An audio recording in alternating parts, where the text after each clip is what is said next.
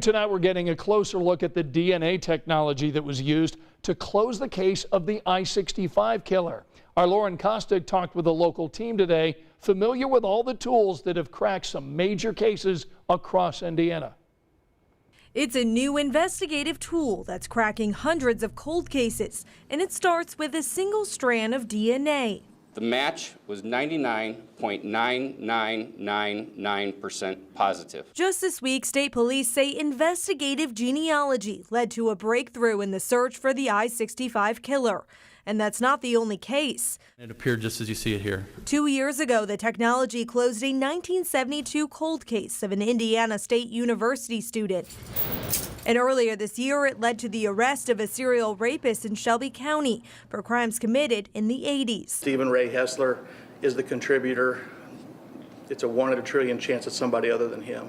The idea of genetic genealogy isn't new, but using it to find criminals is. We can look for patterns, commonalities, eventually common ancestors. Cece Moore is one of the pioneers of this type of genetic genealogy, helping develop techniques now used by law enforcement. In the last 4 years, her team at Parabon Labs in Virginia has helped solve more than 200 cases. That's about 1 per week. My fastest case was 30 minutes, where I was able to identify a victim of violent crime.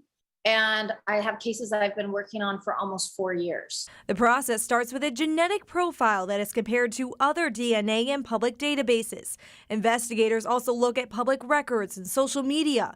From there, they reconstruct a family tree. But instead of looking for ancestors, they search for descendants. And so we're looking for all those little pieces, all those bits, to try to reconstruct these family trees. Once they have their findings, a report is written for detectives who investigate the lead. Collect their DNA, see if it matches that original crime scene sample, and also look for other connections to the victim or that crime. It's a scientific puzzle that continues to bring answers to grieving families and survivors. You know, there's a big misconception out there that investigators use big database companies like 23andMe and Ancestry.com. That's actually not true.